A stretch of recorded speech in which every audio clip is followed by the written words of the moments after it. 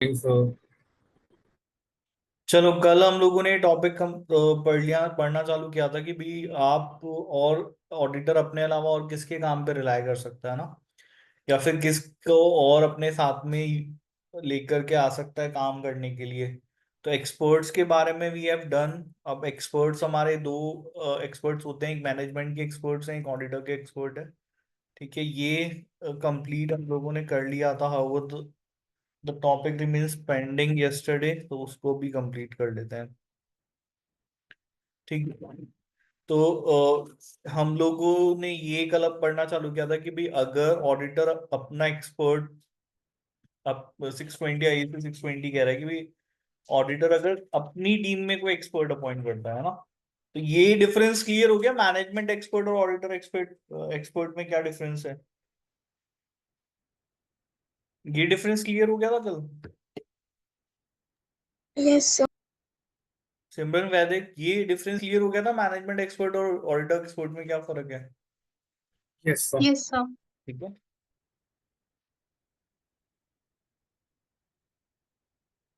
चलो, तो ऑडिटर अगर अपना खुद का भी एक्सपर्ट अपॉइंट करता है तो उस केस में भी ये जरूरी चीजें होती है ना।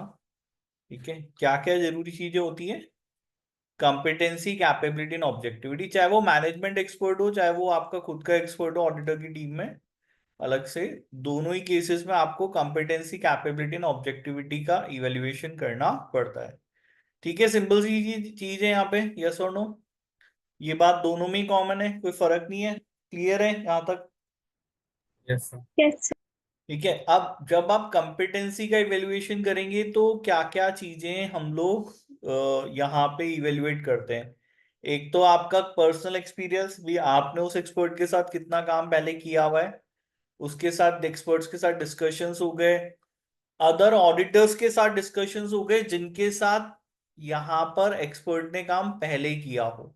ठीक है, एक्सपर्ट की क्वालिफिकेशन, उसकी मेंबरशिप अगर किसी प्रोफेशनल बॉडी की है, उसके पास भी कोई प्रोफेशनल लाइसेंस है या नहीं है, कोई बुक्स और पेपर्स अगर उसने प्रीवियसली कभी पब्लिश किए हो, ऑडिट का, क्वालिटी मैनेजमेंट का firm firm system of quality management. ठीक है, तो ये सब चीजें हम लोगों को पहले देखनी होती हैं, है ना। तो ये कॉम्पिटेंसी में आ जाती है। नेक्स्ट हमारा ऑब्जेक्टिविटी है ना।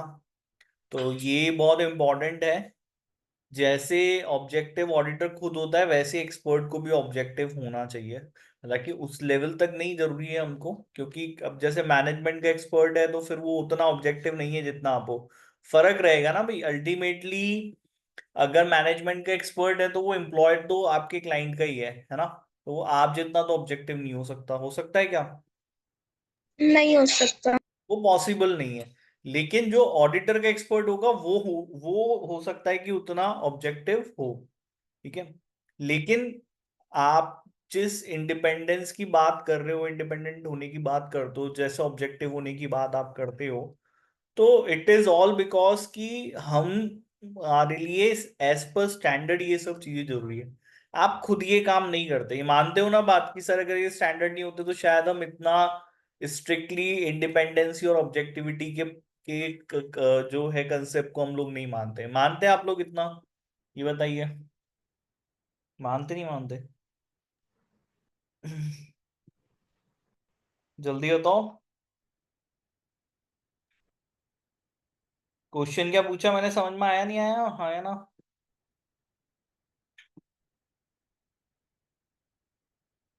क्या हुआ, मैं ऑडिबल नहीं हूँ क्या।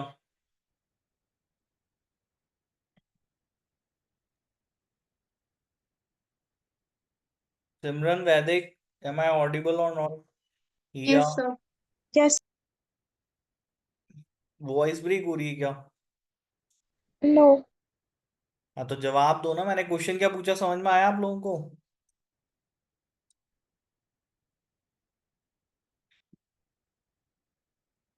yes, sir.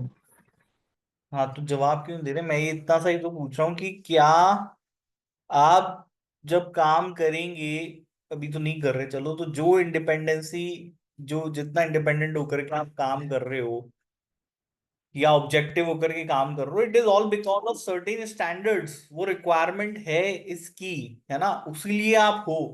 In the absence of standards उतना ऑब्जेक्टिव और इंडिपेंडेंट रहना पॉसिबल है क्या? यही तो पूछ रहा हूँ, उसमें क्या डिफिकल्टी है? नहीं पॉसिबल है। Yes, sir. नहीं करोगे ना, खुद से अपनी इच्छा से कौन करता है ये सब चीजें? तो क्या होता है कि आप ये सब कर रहे हो, it is all on basis of certain standards have been prescribed, जिनको आपको मानना जरूरी है। ठीक है। तो अब एक्सपर्ट ऑडिटर तो नहीं है, एक्सपर्ट तो ऑडिटर नहीं है, ऑडिटर है क्या Yes, वो, sir. ये बताओ? No, sir. वो तो ऑडिटर नहीं है। तो ये जरूरी नहीं है कि वो स्टैंडर्ड्स को फॉलो करे या उसके लिए भी सिमिलर स्टैंडर्ड्स बने हों।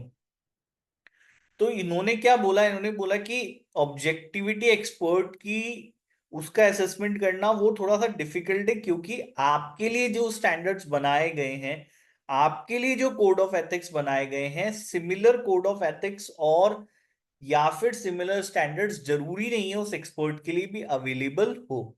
तो अब जैसे मैं एक एडवोकेट हूं, तो मेरे को नहीं पता, क्योंकि अभी तो चलो मैं ऑडिट तुमको पढ़ा रहा हूँ इसलिए मुझे सब चीजें पता है, बट मुझे नहीं पता कि आपके लिए इंडिपेंडेंस के क्या मायने हैं, क्योंकि वो स्टैंडर्ड्स मेरे लिए नहीं बने ना। मैं जिन स्टैंडर्ड्स को फॉलो करता हूँ बार काउंसिल बनाती है, तो बार काउंसिल तो मुझे नहीं कह रही कि आपके चाचा का अगर केस है तो मत लड़ो, कह रही है बढ़िया बात है, अगर चाचा का केस है तो लड़ोगे तो अच्छी बात है ना। तो मेरे लिए जो ऑब्जेक्टिविटी के मायने, इंडिपेंडेंस के मायने, वो अलग है अगर मैं आपसे कंपैरिजन करूँ। होगा नहीं होगा ऐसा? ये सुनो। Yes sir. तो Yes, sir. This will definitely be will be difficult for you कि भाई कैसे आप एक एक्सपर्ट की ऑब्जेक्टिविटी का असेसमेंट करेंगे, क्योंकि सिमिलर कोड ऑफ एथिक्स जो आपके लिए अवेलेबल है वो उसके लिए नहीं है। And such may be unaware of the ethical requirements and threats which the auditors are familiar. तो एक्सपर्ट्स को नहीं पता होता भाई कि क्या उनके लिए भी क्या थ्रेट्स हैं, इंडिपेंडेंस को लेकर के, क्या ऑब्जेक्टिविटी को लेकर के थ्रेट्स हैं, वो उससे अनअवेयर होते हैं, उन्हें ये सब चीजें पता नहीं होती हैं। तो ये काम ऑडिटर का है, ये काम एक्सपर्ट का नहीं है कि वो देखेगा कि मैं इंडिपेंडेंट हूं या नहीं। ठीक है। क्योंकि वो उसको नहीं पता कि वो इंडिपेंडेंट है भी या नहीं, वो उसको चीज को नहीं पता, ये चीज ऑडिटर को ही पता है, सिर्फ ऑडिटर को ही पता है। Yes or no? Yes sir. तो इसलिए Yes, ये sir. जिम्मेदारी ऑडिटर की है कि अगर वो किसी एक्सपर्ट के को काम करने के लिए बोलता है और फिर वो उसके काम से एक्सट्रैक्ट किए गए एविडेंसेस को यूज में लेना चाहता है, तो वो ये चीज का ध्यान रखे कि एक्सपर्ट इंडिपेंडेंट हो। वो होगा कैसे? आप एक्सपर्ट से इंक्वायरी करेंगे, आप उससे बातें निकलवाओगे कि भाई क्या उसका कोई इंटरेस्ट या रिलेशनशिप क्लाइंट के साथ है या नहीं है। ठीक है। और उसको बताओगे कि भी देखो, अगर इस तरीके का कोई रिलेशनशिप या इंटरेस्ट एग्जिस्ट करता है तो उसके लिए क्या सेफगार्ड्स हम लोग अप्लाई कर सकते हैं। फाइनेंशियल, बिजनेस और पर्सनल इंटरेस्ट उसके साथ डिस्कस कीजिए। एक्सपर्ट से रिटर्न रिप्रेजेंटेशन मांगनी चाहिए कि भाई उसका किसी तरीके का कोई रिलेशनशिप क्लाइंट के साथ नहीं है। आया बेटा समझ में? क्लियर है यहाँ पे? Yes or no? Yes sir. ये इन्होंने तो एक्सपर्ट की ड्यूटी नहीं है कि वो इंडिपेंडेंट रहे, ये ड्यूटी ऑडिटर की है कि वो उसको इंडिपेंडेंट रखे। आपकी जिम्मेदारी अगर आप एक्सपर्ट का काम यूज में लेते हैं तो। ठीक है। क्लियर हो गया भाई? आगे पढ़े यहाँ पे। Yes or no? Yes sir. सिमरन समझ में आ गई बात? वैदिक समझ में आ गई बात यहाँ पे? Yes sir. ठीक है। अब Yes, sir. अगर आपको लग रहा है आपने ये असेसमेंट कर लिया, ये इवेल्युएशन कर लिया कि हाँ भाई ये एक्सपर्ट जो जिसका काम मैं यूज में लेना चाहता हूँ, तो मैं ले सकता हूँ उसका काम यूज, कोई प्रॉब्लम नहीं है। तो फिर जब वो कोई काम करेगा, once the auditor is considered the above matter, they must obtain written agreement from the expert. तो उसके साथ भी आपको एक रिटन एग्रीमेंट करना पड़ेगा। एक क्वेश्चन मैं इसमें बीच में पूछूंगा आप लोगों से, आई होप वो आता होगा आप लोगों का ना। आपके बीच में और क्लाइंट के बीच में भी एक एग्रीमेंट हम लोगों ने इनिशियली किया था, क्या कहते हैं उसको? What that particular agreement stands for, क्या कहते हैं उसको? आपके और ऑडिटर और क्लाइंट के बीच में जो एग्रीमेंट हुआ यहाँ पे काम को लेकर के, उसको क्या बोला आपने? याद करो। भूल गए क्या? हिया? Engagement letter, audit engagement. Simran सही बोल रही है क्या हिया? मैं क्वेश्चन पूछता हूँ ना सब गायब हो जाता है। सिमरन? सर। सही बोल रही है या वैदिक सही बोल रही है या यस सर। वैदिक? मेरे हिसाब से तो सही बोल रहे हाँ, तो एंगेजमेंट लेटर, तो आपके और क्लाइंट के बीच में एंगेजमेंट लेटर साइन होता है, उसमें सब टर्म्स एंड कंडीशंस होते हैं, एग्री करते हो आप लोग। सिमिलरली एक्सपर्ट के साथ भी इस तरीके का एक एग्रीमेंट हम लोग साइन करेंगे, जिसमें उसके काम के का नेचर, स्कोप एंड ऑब्जेक्टिव आ जाएगा, ऑडिटर की रूल्स एंड रिस्पॉन्सिबिलिटी आ जाएगी, कम्युनिकेशन जो ऑडिटर के साथ होने वाला है उसका नेचर, टाइम एंड एक्सटेंट आ जाएगा, ठीक है, और कॉन्फिडेंशियलिटी क्लॉज आ जाएगी। तो इस तरीके से हम लोगों को उसके साथ एक एग्रीमेंट करना पड़ता है। देन उसके काम का इवेल्युएशन करना ऑडिटर की जिम्मेदारी है। ऑडिटर को ये देखना पड़ेगा the reasonableness of the finding and consistency with other evidences, जो भी सिग्निफिकेंट अजम्पशंस यहाँ पे एक्सपर्ट ने लिए हैं, and the use and accuracy of the source data. तो जो एविडेंस आपको एक्सपर्ट ला करके दे रहा है वो एविडेंस कितने कंसिस्टेंट है दूसरे एविडेंसेस के साथ में, या फिर जो भी फाइंडिंग एक्सपर्ट की है वो कितनी रीजनेबल फाइंडिंग है, ये आपको ध्यान रखना पड़ेगा। ठीक है, ऐसा हो सकता है कि भाई एक्सपर्ट जो एविडेंस लाके दे रहा है वो आपने जो दूसरा काम किया वहां से कुछ एविडेंसेस आपको मिले वो उसके साथ कंसिस्टेंट नहीं है। अब क्यों नहीं है, क्या इसमें फर्दर इन्वेस्टिगेशन करना जरूरी है, क्या एक्सपर्ट ने अपना काम अच्छे से नहीं किया, ये सब बातें आपको देखनी पड़ेगी। तो इसलिए हम लोग देखते हैं कि भाई अदर एविडेंसेस के साथ एक्सपर्ट के दिए एविडेंस कंसिस्टेंट है या नहीं। सिग्निफिकेंट अजम्पशंस उसने लिए, वो आपको देखने हैं क्या क्या अजम्पशंस उसने लिए, और इसके अलावा जो डेटा ऑडिट एक्सपर्ट ने यूज किया वो डेटा कितना एक्यूरेट और कितना सॉरी कितना एक्यूरेट है वो डेटा, ये सब चीजें आपको देखनी पड़ेगी। क्लियर है भाई, सिंपल है बात, आगे बढ़े, समझ में आ गया यहाँ तक? Yes sir. है ना, ज्यादा इसमें कुछ है नहीं। अब इन्होंने यहाँ पर एक बात बताई कि भाई देखो क्या हुआ है कि काम तो ऑडिटर ने नहीं किया, काम किसने किया, काम किसने किया यहाँ पे, प्रोसीजर्स किसने परफॉर्म किए हैं? मैनेजमेंट एक्सपर्ट ने किए कि ऑडिटर ने किए, किसने प्रोसीजर्स परफॉर्म किए? और एक्सपोर्ट में सिमरन या किसने किए? एक्सपर्ट। हम्म, तो एक्सपर्ट ने काम किया, एविडेंस उसने ला करके दिया, उन एविडेंसेस के बेसिस पे कंक्लूजन्स पे आप पहुंचे, और उन कंक्लूजन्स के बेसिस पर ओपिनियन ऑडिटर ने फ्रेम किया है। ठीक है, तो ओपिनियन तो ऑडिटर ही दे रहा है, अल्टीमेटली कौन दे रहा है ओपिनियन, ऑडिटर दे रहा है बेटा, यस और नो। काम चाहे भी एक्सपर्ट ने किया, एक्सपर्ट ने एविडेंसेस लाके दिए, लेकिन उन एविडेंसेस के बेसिस पे कंक्लूजन पे हमारा ऑडिटर ही पहुंचा है, और ऑडिटर ने ही उन कंक्लूजन्स के बेसिस पर अपना ओपिनियन फ्रेम किया है। तो क्या ऑडिट रिपोर्ट में ये जिम्मेदारी आप एक्सपर्ट के ऊपर डाल सकते हो क्या, कि नहीं भाई क्योंकि ये काम तो एक्सपर्ट ने किया था तो दैट्स वाई अगर मेरा ओपिनियन इनएप्रोप्रिएट है तो ये मेरी गलती नहीं है, ये एक्सपर्ट की गलती है? क्या ये रिस्पॉन्सिबिलिटी जो है वो एक्सपर्ट के ऊपर डेलीगेट करी जा सकती है क्या, क्या कि भाई मेरी मेरी गलती नहीं है, देखो गलती तो एक्सपर्ट की है, उसने अपना काम अच्छे से नहीं किया, है ना?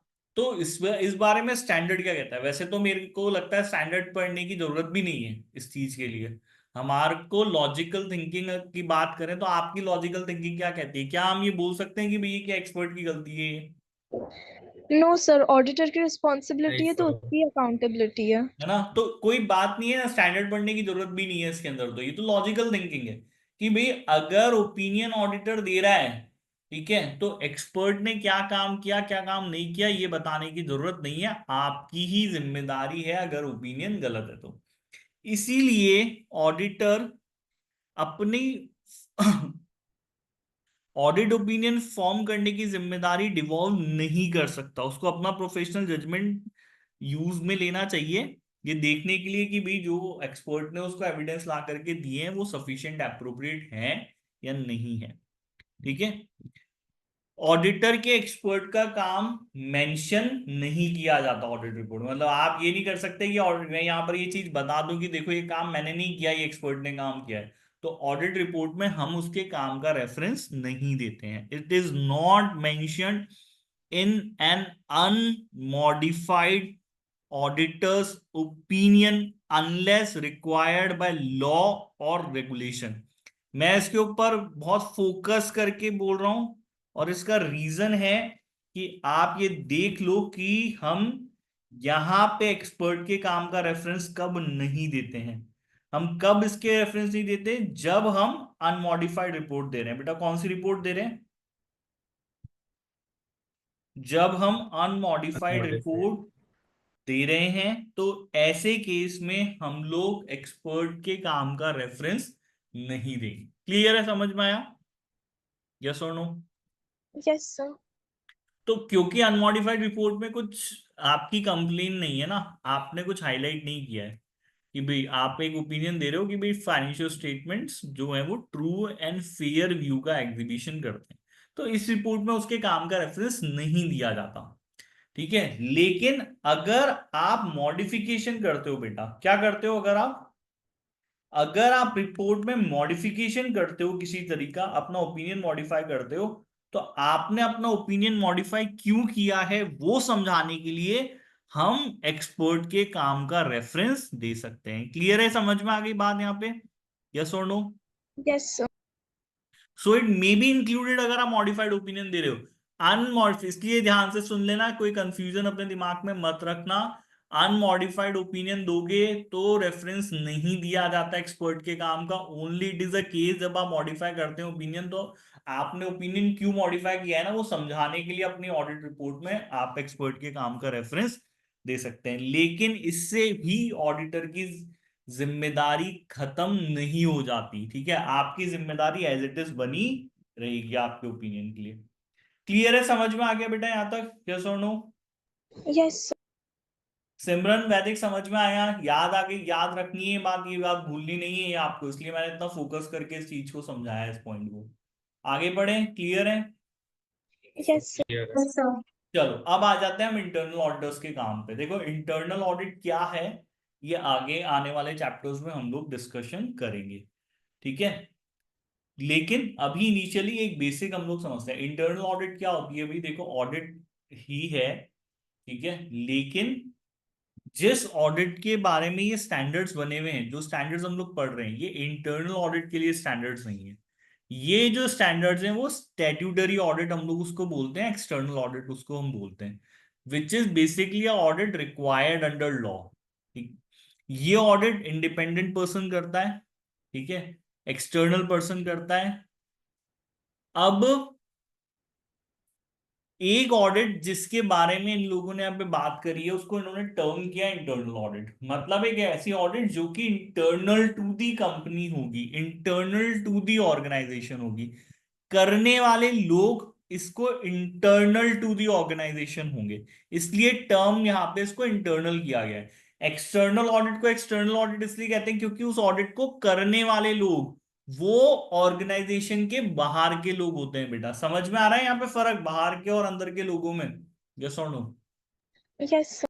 तो एक्सटर्नल ऑडिट को एक्सटर्नल ऑडिट इसलिए बोला कि करने वाले लोग बाहर से आएंगे। आपका घर है, कुछ लोग बाहर से आएंगे, घर में अंदर जाएंगे, देखेंगे कि घर साफ सुथरा है या नहीं है, कोई कमी है या नहीं है इस घर में, और उसके ऊपर अपना ओपिनियन देंगे। It is external audit. तो आप चाहते हो कि भाई जो लोग बाहर से आए ना वो मेरे घर में कमियां नहीं निकाले, तो मैं मेरे घर के अंदर के लोगों से ये चाहता हूं कि भैया पहले खुद की कमियां आप खुद ही निकाल लो। तो जो घर के अंदर रहने वाले लोग हैं वो जो अपने घर के अंदर की ऑडिट करते हैं, it is considered an internal audit. तो इसको करने के पीछे का पर्पस ये कि हम नहीं चाहते कि एक्सटर्नल ऑडिटर आकर के हमारी कमियां निकाले, हम उन कमियों को पहले खुद से ढूंढ लें, उन डेफिशिएंसीज को, उन एरर्स को, उन फॉल्ट्स को हम लोग खुद से फाइंड आउट कर लें और उनको सुधार लें, ताकि एक्सटर्नल ऑडिटर उन कमियों को पॉइंट आउट नहीं करे। This is the only purpose of the internal audit.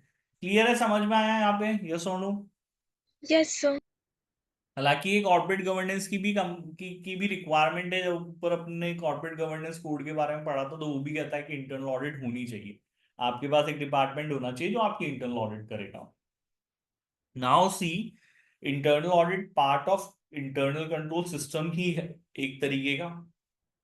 ये मैंने ऊपर भी आप लोगों के साथ डिस्कशन किया कि इंटरनल कंट्रोल को बनाने के पीछे का पर्पस होता है एरर्स एंड फ्रॉड्स को प्रिवेंट करना, डिटेक्ट करना और उनको करेक्ट करना। दिस इज द रीजन कि हम लोग इंटरनल ऑडिट करवाते हैं। अगर कोई एरर्स एंड फ्रॉड्स हैं तो वो हमको डिटेक्ट हो जाए, उनको हम प्रिवेंट कर पाए और उनको हम लोग करेक्ट कर लें।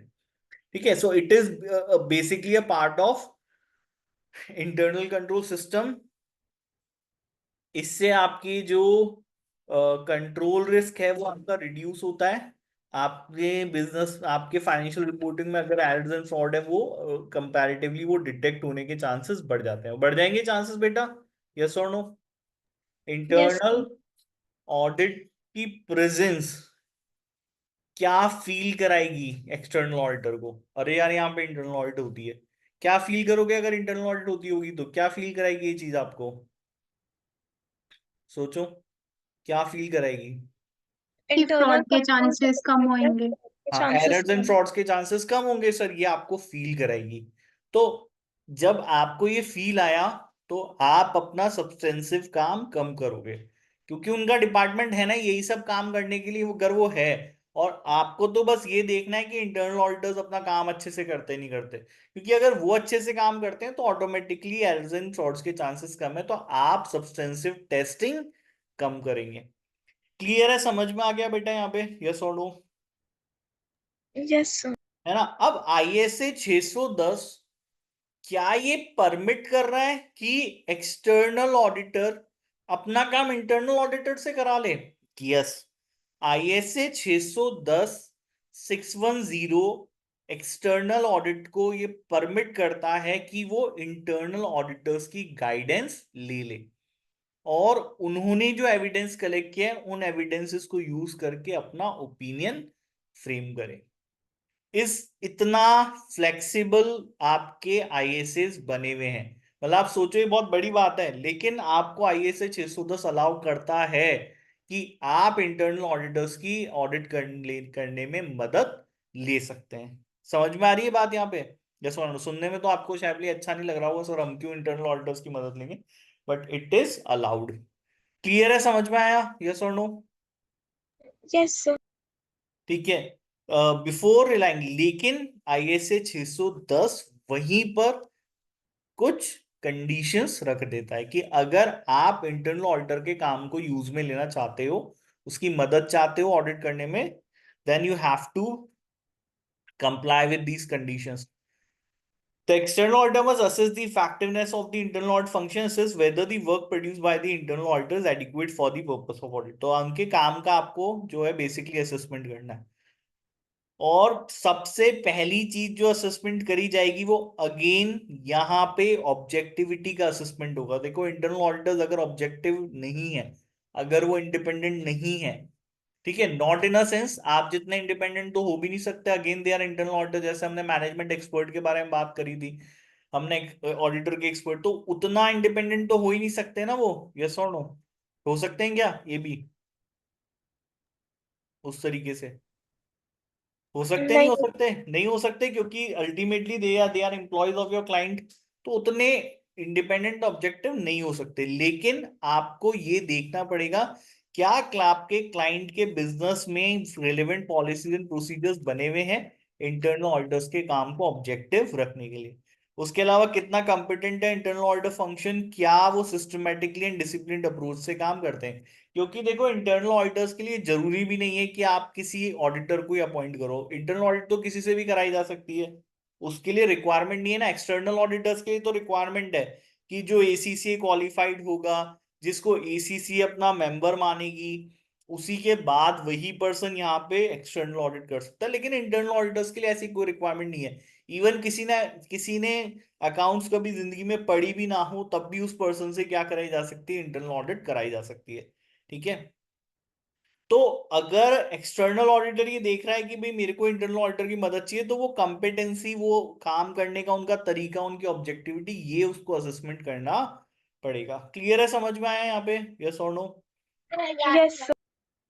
अब ऑब्जेक्टिविटी का असेसमेंट कैसे होगा देखते हैं हम लोग। इंटरनल ऑडिट फंक्शन आपको ये देखना है कि वो लोग रिपोर्ट किसको करते हैं, क्या उनके पास डायरेक्ट TCWG मतलब दोस्त चार्ज विद गवर्नेंस का एक्सेस है या नहीं। अगर वो मैनेजमेंट को रिपोर्ट करते होंगे ना इन दी प्रेजेंट, मतलब टीसीडब्ल्यूजी अलग से है, लेकिन फिर भी वो अगर रिपोर्ट मैनेजमेंट को ही कर रहे हैं तो हम उसको इंडिपेंडेंट नहीं मानते। ठीक है, ऑपरेशनल रिस्पॉन्सिबिलिटी से फ्री है या नहीं, ऐसा तो नहीं है कि इंटरनल ऑडिटर्स को काम ये लोग दूसरे कराते रहते हैं ना। इंटरनल ऑडिटर्स को अपॉइंट किया तो काम तो इंटरनल ऑडिटर ही कराओ उससे। अब ठीक है, आपकी नौकरी लग गई है, इंटरनल ऑडिटर के नाम से आपको अपॉइंट कर लिया, काम आपसे अकाउंटिंग का करा रहे हैं, करा सकता है ना, आपको नौकरी देने वाला एम्प्लॉयर है, वो बोलेगा करना पड़ेगा, करना पड़ेगा। यस और नो, हाँ या ना? Yes, sir. तो then external auditor has to see कि कहीं ऐसा तो नहीं है कि नाम के इंटरनल ऑडिटर्स है, काम तो ये अपने ऑपरेशंस वाले ही करते हैं, अकाउंटिंग का काम कर रहे हैं, फाइनेंस का काम कर रहे हैं, दूसरे कोई काम कर रहे हैं, काम इससे इंटरनल ऑडिट का ही कराया जा रहा है या नहीं कराया। ठीक है, उनके एम्प्लॉयमेंट डिसीजंस एंड रिम्यूनरेशंस की के लिए डायरेक्ट टीसीडब्ल्यूजी डिसीजन मेकिंग होनी चाहिए। ऐसा नहीं है कि मैनेजमेंट को काम दे रखा है तो फिर वो मैनेजमेंट से डरते होंगे। ये बात इन लोगों ने बोली है। क्या कोई कांस्टेंट मतलब डिफिकल्टी, किसी तरह की डिफिकल्टी इनके काम में है? क्या इंटरनल ऑडिटर्स मेंबर्स हैं प्रोफेशनल बॉडी के विच रिक्वायर्स कंपनी में? तो हो सकता है जैसे आपके लिए भी ये बात है कि बहुत सारी बड़ी कंपनीज जहाँ इंटरनल ऑडिट का फंक्शन होता है वो एसीसीएस को भी अपॉइंट करती है। ठीक है, आप ऑडिट करना जानते हो ना? जानते हो नहीं जानते ऑडिट करना, सीख रहे हो? Yes, sir. Yes, तो sir. इसलिए आपके लिए ये भी एक जॉब एम्प्लॉयमेंट अपॉर्चुनिटीज होती हैं कि भाई आप कंपनी के इंटरनल ऑडिट डिपार्टमेंट का पार्ट बनते हैं। तो एक्सटर्नल ऑडिटर को देखना है कि क्या वाकई इंटरनल ऑडिटर्स जो काम कर रहे हैं वो किसी प्रोफेशनल बॉडी, क्योंकि अगर ऐसा होगा तो उसके इंडिपेंडेंट ऑब्जेक्टिव होने के चांसेस ज्यादा होंगे, उसको काम अच्छे से करना आता होगा, ये सब चीजें क्लियर है, समझ में आ गया बेटा यहाँ पे? Yes or no? Yes, sir. ठीक है, इसके अलावा appropriate adequate size and of the organisation, मतलब रिसोर्सेज है या नहीं। सिर्फ नाम के लिए इंटरनल ऑडिट फंक्शन बना रखा है, इनके पास रिसोर्सेज नहीं है, काम करने वाले लोग नहीं है, एक दो लोग हैं, तो आप उसके ऊपर रिलाय नहीं कर सकते, बिना रिसोर्सेज के कोई काम नहीं होता। ठीक है, फॉर्मल, अब जो ऑडिटर्स हैं क्या उनके काम करने के लिए स्टैब्लिश पॉलिसीज हैं, उनके अपॉइंटमेंट के लिए, ट्रेनिंग के लिए, असाइनमेंट्स के लिए स्टैब्लिश पॉलिसी है या नहीं, ये सब चीजें देखनी पड़ेगी आपको, है ना। टेक्निकल ट्रेनिंग है या नहीं उनके पास, रिलेवेंट प्रोफेशनल क्वालिफिकेशन, एक्सपीरियंस और ये सब चीजें, तो इससे आप कंपिटेंसी इवेलुएट करेंगे। क्लियर है, समझ में आ गया यहाँ पे? Yes or no? Yes, sir. और कंपिटेंसी में इन्होंने बोला कि इंटरनल ऑडिटर्स के पास क्या फाइनेंशियल रिपोर्टिंग और फाइनेंशियल रिपोर्टिंग फ्रेमवर्क के बारे में जानकारी है या नहीं। तो क्योंकि अगर आपको उनका काम यूज नहीं लेना हो ना तब तो कोई फर्क नहीं पड़ता, लेकिन क्योंकि अब आप उनको काम यूज में लेना है और हमारे लिए बहुत जरूरी है कि जो लोग इंटरनल ऑडिट फिर कर रहे हैं उनको एटलीस्ट फाइनेंशियल रिपोर्टिंग तो समझ में आती हो, फाइनेंशियल रिपोर्टिंग फ्रेमवर्क तो समझ में आता हो, तब तो उनका किया हुआ काम हम यूज में लेंगे, अदरवाइज कैसे लेंगे। क्लियर है, समझ में आ गया यहाँ पे? Yes or no? Yes, sir. ठीक है, सिस्टमैटिक एंड डिसिप्लिन्ड अप्रोच काम कैसे करते हैं वो लोग, क्या इंटरनल ऑडिट प्रोसीजर्स को फॉलो किया जाता है, क्या इंटरनल ऑडिट के लिए quality control policies and procedures बनाए जाते हैं। तो अगर इन सब चीजों के इवेल्युएशन के बाद आपको लगता है भाई इनका आंसर सबका अफर्मेटिव है, यस है, अफर्मेटिव मतलब यस, कि हाँ भाई ठीक है, वो प्रोफेशनल बॉडीज के मेंबर हैं, उनके पास पॉलिसीज एंड प्रोसीजर्स हैं काम करने के लिए, वो कॉम्पिटेंट हैं, वो अपना काम ठीक से कर रहे हैं, इंडिपेंडेंट है, ऑब्जेक्टिव है, टीसीडब्ल्यूजी को रिपोर्ट करते हैं, रिम्यूनरेशन भी टीसीडब्ल्यूजी। तो अगर इन सब चीजों के बाद यू डिसाइडेड कि हाँ भाई चलो ठीक है, इंटरनल ऑडिटर्स ने जो काम किया है उस काम को यूज में ले लेता हूँ, उन्होंने जो एविडेंस लिए हैं उन एविडेंसेस को यूज करके अपना ओपिनियन बेस कर देता हूँ। ठीक है, तो अगर आप ये अप्रोप्रिएट समझते हो तो आपको फर्दर ये डिटरमाइन करना है कि मैं कौन से एरियाज में इंटरनल ऑडिटर्स के काम को यूज में लूंगा, कितने एक्सटेंट तक लूंगा। पूरा तो उनके ऊपर डिपेंड नहीं हो सकता ना, क्योंकि ऑफ कोर्स ही बात है, आपके ऑडिट करने से पहले तो वो ऑडिट कर ही चुके हैं, फिर तो काम ही आपको क्यों करना है, उन्होंने जो किया वो सारा का सारा काम यूज में ले लो और अपना ओपिनियन रिपोर्ट बना के फाइनल कर दो, फिर तो यही बात हो जाएगी। Yes or no? Yes, sir. क्योंकि आपसे ऑडिट करने से पहले वो लोग ऑडिट कर चुके हैं, वो पूरे साल ऑडिट करते हैं, उनका काम ही इंटरनल ऑडिटर, वो तो फ्रॉड इन्वेस्टिगेशंस तक करते हैं, पूरे साल कुछ ना कुछ करते ही रहते हैं। तो हम पूरी तरीके से उनके ऊपर बेस नहीं हो सकते, है ना, कुछ काम एक्सटर्नल ऑडिटर को खुद से ही करने पड़ेंगे। है ना। आप इतना वो नहीं हो सकते डिपेंडेंट कि अच्छा चलो ठीक है यार इंटरनल ऑडिटर बढ़िया है, पूरा काम बढ़िया तरीके से कर रखा है, तो अपन तो गए, बढ़िया कॉफी पी, समोसा खाया, चलो सारे डॉक्यूमेंट लिए हाथ में, उसकी रिपोर्ट ली और अपनी रिपोर्ट बना के खत्म कर दिया। ये नहीं किया जा सकता, एक्सटर्नल ऑडिटर को अपना काम करना ही पड़ेगा। तो आपको वो एरियाज और एक्सटेंट डिटरमाइन करना पड़ेगा कि किस एरिया में किस एक्सटेंट तक उसका काम यूज में लेंगे। क्लियर है, समझ में आ गया यहाँ पे, yes or no? Yes, sir. ठीक है। इंटरनल ऑडिटर्स का काम का इवेल्युएशन की क्या उन्होंने प्रॉपर्ली काम को plan, perform, supervise, review, document किया है, क्या उन्होंने सफिशिएंट एप्रोप्रिएट एविडेंसेस लिए हैं, क्या जिन कंक्लूजन्स पे आप पहुंच रहे हो वो एप्रोप्रिएट हैं भी या नहीं सर्कमस्टांसेस पे, क्या जो रिपोर्ट करी गई है वो काम के हिसाब से कंसिस्टेंट है, ये इन्होंने बताया। तो अब now they are certain things they have guided you कि भाई कैसे आप ये डिसीजन लोगे कि भाई उनका काम। तो इन्होंने कहा है कि जो इंटरनल ऑडिटर ने काम किया उनमें से कुछ प्रोसीजर एक्सटर्नल ऑडिटर को खुद से परफॉर्म करके देखने चाहिए, क्योंकि अगर इंटरनल ऑडिटर्स ने प्रोसीजर परफॉर्म किया और वो किसी रिजल्ट पे पहुंचे, then I have to sample certain procedures, और मैं भी तो उसी ओपिनियन पे पहुंचूंगा ना, मैं भी तो उसी कंक्लूजन पे पहुंचूंगा। तो अगर आप भी उन्हीं कंक्लूजन पे पहुंच जाओ जिस पे इंटरनल ऑडिटर पहुंचा था तो बात ठीक है, इसका मतलब इंटरनल ऑडिटर ने काम सही से किया है। यस और नो, हाँ या ना? Yes, sir. तो आपको कुछ प्रोसीजर्स रीपरफॉर्म करने चाहिए जो इंटरनल ऑडिटर्स ने किए, और ये देखना चाहिए कि क्या आप भी उसी कंक्लूजन पे पहुंच रहे हो जिस कंक्लूजन पे इंटरनल ऑडिटर पहुंचा था। ये आपको करना है, ठीक है। कितना काम आप उसका यूज में लेने वाले हो ये आपका प्रोफेशनल जजमेंट है, ठीक है। When reviewing and reperforming some of the work the external auditor must consider whether their initial expectation of using the work of internal auditor is still valid. तो जब आप ये उनके काम को रिपरफॉर्म करेंगे तो रिपरफॉर्म करने के बाद जिन नतीजों पर आप पहुंचे उसके बाद आपको ये देखना चाहिए कि क्या मुझे इनिशियली जिस जो मैंने निर्णय लिया था, जो मैंने डिसीजन लिया था यहाँ पे इंटरनल ऑडिटर्स के काम को यूज में लेने का, क्या आज भी वो वैलिड है या नहीं, ये आपको कंसीडर करना पड़ेगा। ठीक है भाई, समझ में आ गया यहाँ तक, यस और नो? Yes. ठीक है। कुछ एरियाज में इन्होंने स्पेसिफिकली बोल दिया जो बाय लॉ जहां पे आप इंटरनल ऑडिटर्स के काम को यूज में नहीं ले सकते, देयर आर सर्टेन एरियाज। और अल्टीमेटली इस केस में भी ओपिनियन की रिस्पॉन्सिबिलिटी वो आपकी ही रहेगी। It can not be devolved on the shoulders of internal auditor, चाहे आप उसका पूरा काम यूज में ले लो, रिपोर्ट के अंदर कंक्लूजन की जिम्मेदारी आपकी है, ओपिनियन की रिस्पॉन्सिबिलिटी आपकी है। गलत है तो सजा आपको ही मिलेगी। क्लियर है बेटा, समझ में आ गया यहां तक, yes or no? Yes, sir. ठीक है। अब इन्होंने एक डायरेक्ट असिस्टेंस की बात करी है। अभी तक तो उन्होंने जो काम किया, ठीक है, आपके आने से पहले उस काम का आप यूज ले रहे थे, है ना। एक ये बात है, मतलब आप समझ रहे हो ना इस चीज को कि भाई एक्सटर्नल ऑडिट तो बाद में चालू होती है और इंटरनल ऑडिटर अपना काम पहले कर चुका होता है। तो जो इंटरनल ऑडिटर ने काम पहले कर लिया है अभी तक उस काम को यूज आपको करने के लिए आईएसए 610 परमिट करता है, ठीक है। और उसमें कंडीशंस बताता है कि भाई ये चीजें ध्यान में रखो उसके बाद काम में यूज में लो। अब एक डायरेक्ट असिस्टेंस है। अब डायरेक्ट असिस्टेंस में क्या हो गया कि भाई आप गए, काम करा, आपके पास टीम नहीं थी, आपने बोला इंटरनल ऑडिटर को भाई तू ही कर ले काम। अब आपके साथ वो एक्सटर्नल ऑडिट भी कर रहा है, क्या ये भी परमिसिबल है? दोनों में फर्क है ना, ऊपर वाली पॉइंट में और नीचे वाले पॉइंट में, yes or no? Yes, sir.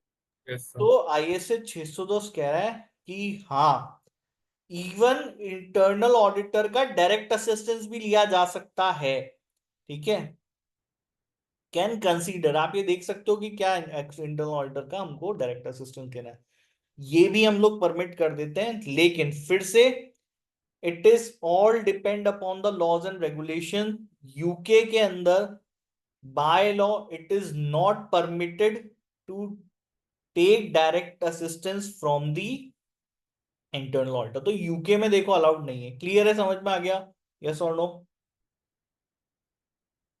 UK में तो नहीं है अलाउड, इन्होंने ये बोल दिया direct assistance can not be provided with laws and regulations prohibit such assistance. तो लॉ एंड रेगुलेशन अगर प्रोहिबिट करते हैं, एग्जांपल इन यूके, तो यूके में तो नहीं है भाई। आपको तो मेजर काम यूके में ही करना है, एसीसीए तो वहीं पे करोगे जाके, है ना? तो यूके में परमिसिबल नहीं है। अब बाकी अगर लॉज एंड रेगुलेशंस परमिट करते हैं तो डायरेक्ट असिस्टेंस ली जा सकती है। क्लियर है, समझ में आया? Yes or no? Yes.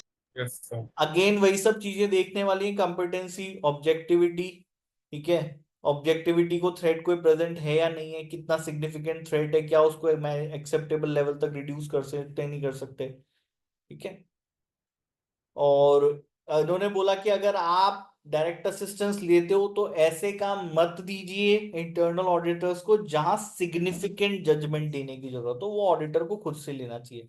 या जहां पे रिस्क ऑफ मटेरियल मिसस्टेटमेंट ज्यादा है, जहां पे खुद इंटरनल ऑडिटर इन्वॉल्व है, ऐसे केसेस में हमको इंटरनल ऑडिटर्स को काम नहीं डिवॉल्व करना चाहिए। The plan must be communicated. इसके अलावा डायरेक्ट असिस्टेंस क्योंकि ले रहे हो तो जो भी आपने प्लानिंग करी है वो टीसीडब्ल्यूजी के साथ आप कम्युनिकेट कीजिए, ठीक है? ताकि आपके और उनके बीच में एक एग्रीमेंट, एक एग्री हो जाए।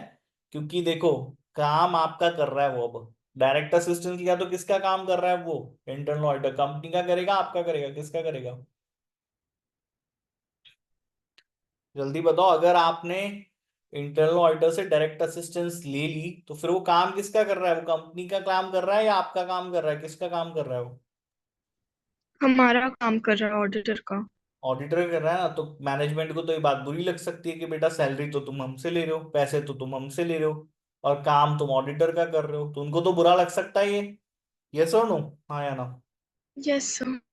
यस तो सर। इसीलिए आपको उसके काम के बारे में मैनेजमेंट और टीसीडब्ल्यूजी से कम्युनिकेशन कर लेना चाहिए, ताकि उसके काम को लेकर के एग्री हो जाए।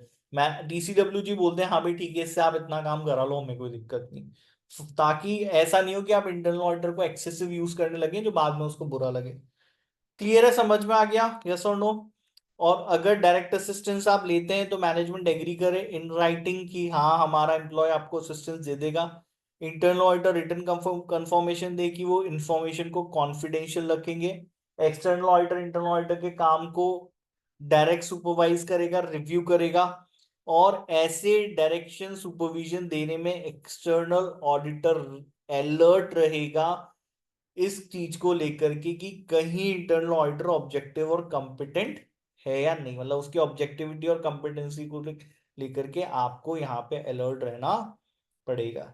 ये सब चीजें डॉक्यूमेंट करनी है। इंटरनल ऑडिटर की ऑब्जेक्टिविटी कंपिटेंसी का इवेल्युएशन जो आपने किया वो डॉक्यूमेंट होगा, ठीक है? आपके बेसिस कि भाई किस नेचर का, किस एक्सटेंट तक हम लोग उसका काम यूज में लेने वाले हैं, इंटरनल ऑडिटर को यूज में लेने वाले हैं। अगर इंटरनल ऑडिटर्स को यूज में लिया और उसके काम को किसी ने रिव्यू किया तो किसने रिव्यू किया, क्या रिव्यू किया, मैनेजमेंट के साथ किया गया रिटर्न एग्रीमेंट। इसके अलावा इंटरनल ऑडिटर्स जो भी वर्किंग पेपर्स आपको प्रोड्यूस करेंगे, ये सारे डॉक्यूमेंट्स आपको अपने पास करके रखनी पड़ेगी। चीजें क्लियर है बेटा? समझ में आ गया यहाँ तक? कोई डाउट? Yes. ठीक है, एक टॉपिक बचा है यूज ऑफ सर्विस ऑर्गेनाइजेशंस, इसको कल पढ़ लेंगे हम लोग, कल कंप्लीट हो जाएगा। यहां तक समझ में आ गया इंटरनल ऑडिटर्स का? Yes or no? Yes sir. Yes, sir. चलो, कोई डाउट हो तो बता दो। No sir, no. जिया, कोई डाउट है? Simran, No, sir. No doubt. Vaidik? No sir, no doubt. चलो फिर क्लास को खत्म करते हैं, कल आगे कंटिन्यू करेंगे, है ना? Thank you sir. Thank you, sir. चलिए bye, good night. Bye. Good